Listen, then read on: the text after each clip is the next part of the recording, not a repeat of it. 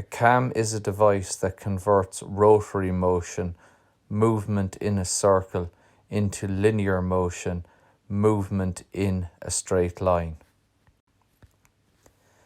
The profile of a cam can have any number of different shapes.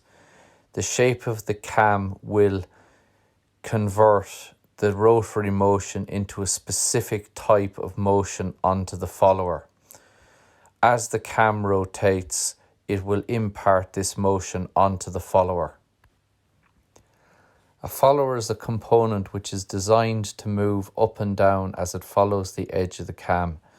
There are a number of different types of followers. If we look at the diagram here, you can see there's a knife edge follower, a flat foot follower, offset follower, and roller follower. Each of these have advantages and disadvantages. Here we can see a cam in motion. As the cam rotates, it converts the rotary motion into linear motion as the follower follows the profile of the cam.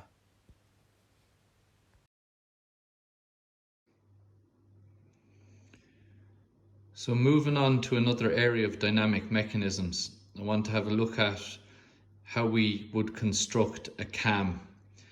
A cam is a disc that will impart a certain type of motion to what we call a follower. So just reading the question here. Question: draw the displacement diagram and profile of a radial plate cam which rotates in an anti-clockwise direction and imparts the following motion to an inline knife follower. 0 to 90 degrees, a rise of 60 millimeters with uniform velocity. 90 to 180 degrees dwell, and 180 degrees to 360 degrees, a fall of 60 millimeters with simple harmonic motion. The nearest approach of the knife follower to the camshaft is 60 millimeters and the camshaft diameter is 30 millimeters. So to begin this question, you want to be sure that you give yourself enough room to construct the camshaft. So from the top of the page, I've measured down 180 millimeters for the horizontal line, and from the edge of the page here come across 180 millimeters to the vertical line. We are told that the camshaft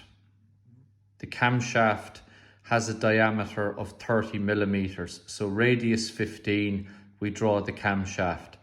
And the other thing that the question tells us is that the knife follower, the closest approach of the knife follower to the center of the cam is 60. So from the center of the cam to this point here, we measure up 60 millimeters. And the range of movement for the follower is 60 millimeters also. So from the center, we measure up 60 millimeters. That will be the closest approach of the knife to the center of the cam. And then from here, measure up 60 and bring two projection lines across here. And this is where we will set up what we call the displacement diagram. So just recap there. Down 180 from the top of the page, in 180 from the right, camshaft diameter 30 millimeters, from the center up 60, from that line up 60.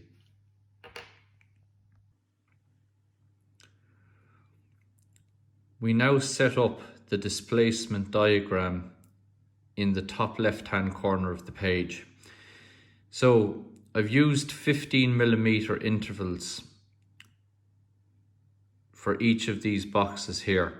Now there's a reason for doing that, right? From 0 to 30 is a distance of 10 degrees. So if I need to subdivide those boxes, because I've used 15 millimeters here, every 5 millimeters represents 10 degrees on the displacement diagram.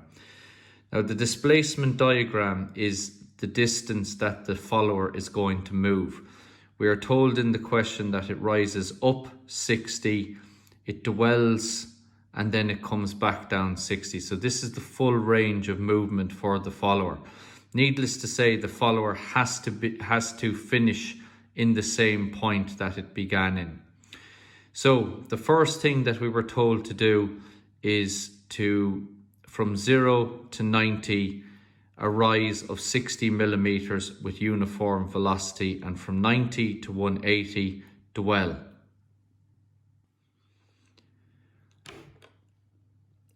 So on our displacement diagram, we draw a straight line from 0 up to the top here at 90 degrees. And what this represents is a rise of 60 millimeters. We know that because the distance between the lines is 60. And UV stands for uniform velocity, which means a constant speed. So by drawing a straight line, as the follower rises up that line, it will be rising at a constant speed between 0 and 90 degrees. From 90 to 180 degrees, we are told that we want the follower to dwell. In other words, we do not want it to fall down. We do not want it to rise up anymore. You want it to stay in the one position. So that's represented then by a horizontal line along the top. So that's the first two stages of the displacement diagram. A rise of 60 millimeters with uniform velocity, and then a flat line shows a dwell from 90 to 180 degrees.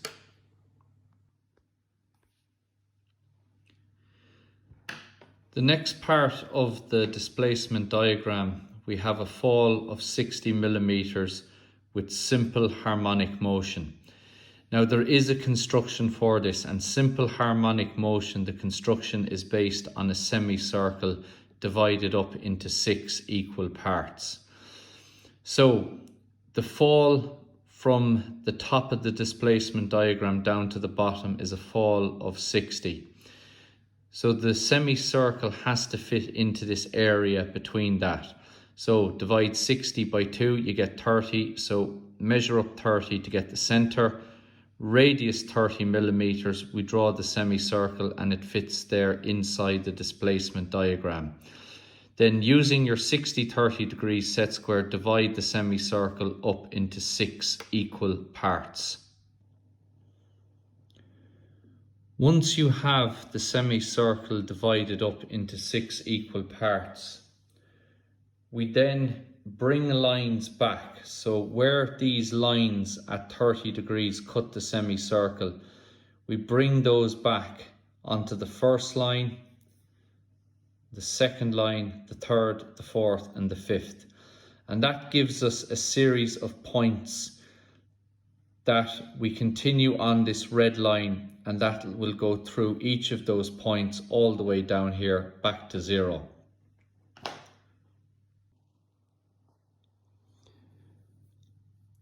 So here we have the finish of the displacement diagram with the simple harmonic motion line drawn onto our displacement diagram. Now, the important thing to note here is that the speed of the follower on this is not going to be constant. If you look, there's a gradual rise up to this point here where the follower will be at its maximum speed at that point. After that, then it slows back down as it comes into this position. So if we go back to the original one, uniform velocity, because it's a straight line, the follower will be rising up there at a constant speed throughout the movement from 0 to 90 degrees.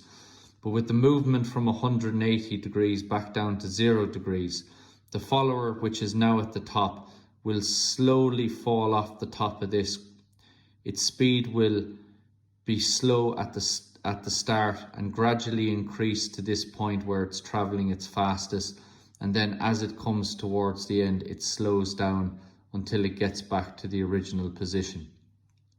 So there we have the 3 different types of movement. We have a rise of 60 millimeters with uniform velocity, dwell where we have no movement at all, and then finally for the last part, a fall of 60 millimeters with simple harmonic motion. So now what we have to do is we have to take the information off the displacement diagram and apply that now to draw the cam.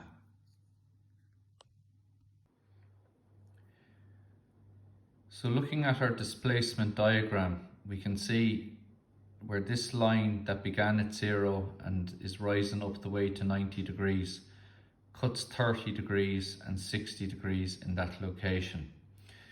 Now, moving back over to the area where we're drawing the cam, I have divided up the area into 12 equal parts, starting here with 0, then 30 degrees, 60 degrees, 90 degrees, 120, 150, 180, 210, 240, 270, 300, 330, all the way along.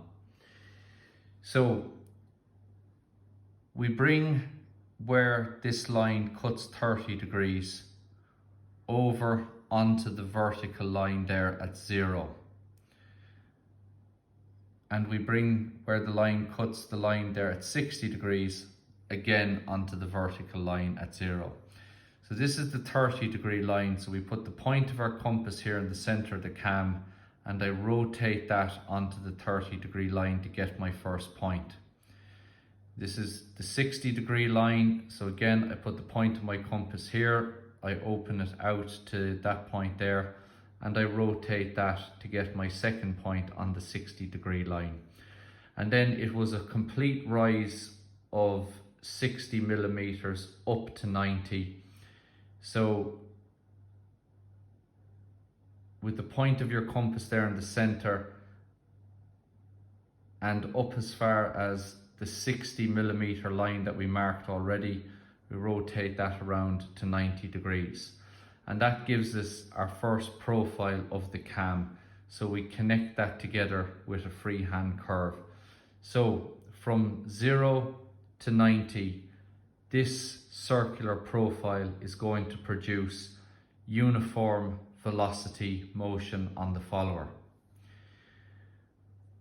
From 90 to 180, we are told that we want the follower to dwell. So that there is just very simply the quadrant of a circle. You put the point of your compass there and you open it out to 90 here, to this point, and you draw the quadrant of a circle, that radius there. Because this is a circle, it maintains an even distance away from the center of the cam. So therefore, the follower, as it's going along this, will not be moving up or down. It will maintain a constant distance away from the center. So when you have dwell on your displacement diagram, you can see that the distance here is not changing. So when we bring that across to 0, put the point of your compass there, open it up to that, and then it's the quadrant of a circle down here, and that then from 90 to 180 will produce dwell motion.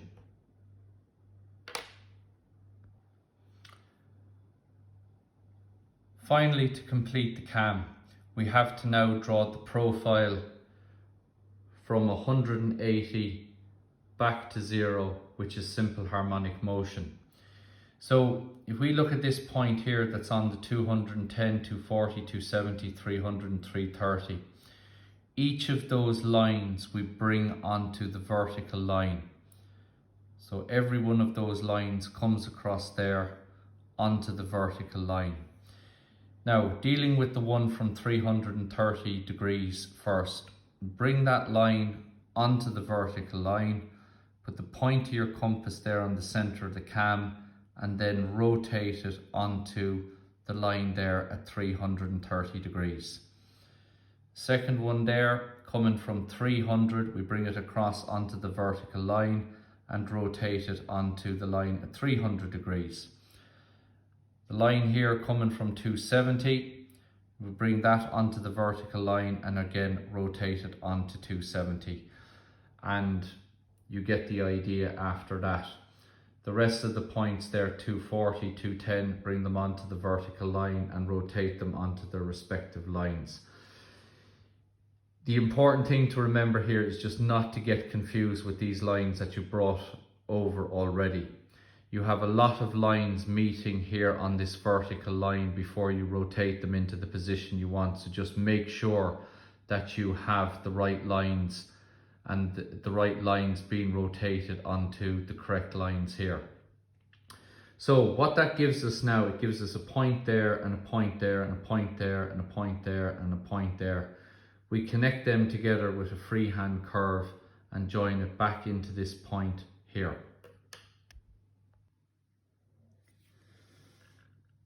So once we have the cam completed, it is good practice to draw in the knife follower. So the knife follower is just a piece of metal that's brought down to a point. So what I did there was just join two lines up to this point here that is measured out 5 millimeters and 5 millimeters, either side of this line coming from the center of the circle. When you bring that over there, measure out 5, measure out 5, and then just continue those up. Now, a knife follower works and it's fine, but they're not used that much in machinery because, as you can imagine, as this cam is rotating, the point of a knife follower is going to wear out very, very quickly. So they're fine, they work, but they're not. We don't tend to use them that much because of that problem with wear. But if you look at this here, the knife starts in this position, and going back to the question, an inline knife follower that will go from 0 to 90, a rise of 60 millimeters with uniform velocity.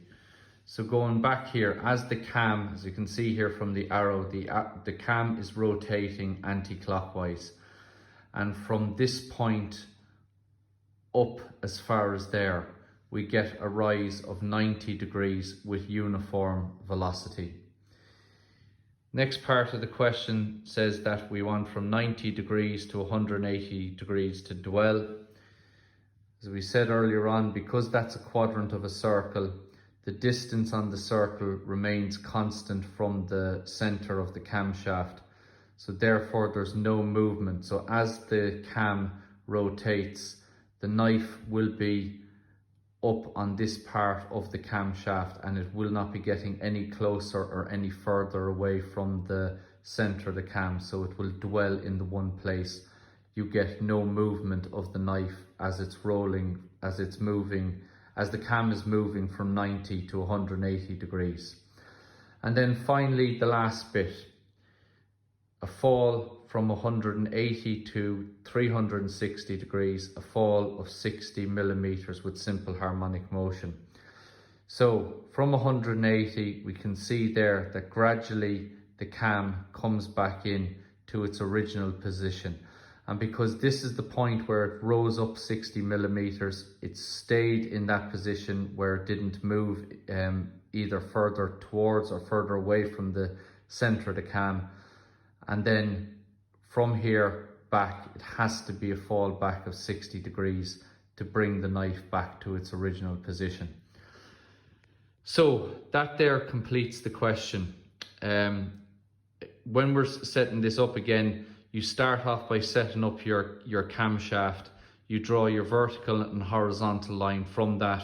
Set up your displacement diagram. Once you have the displacement diagram set up and you've drawn the different types of motion specified in the question, you divide up this area into 12 equal parts, and then you bring the points from the displacement diagram onto their respective lines here in the area where we're going to draw the cam. And once we have all the points established, you can link those together to produce the cam profile. Okay, so again, then the usual niceties apply of where we just finish the drawing as best we can, labeling everything, indicating all the important features on the drawing, and that then completes the drawing of how you produce a cam profile from the specified question.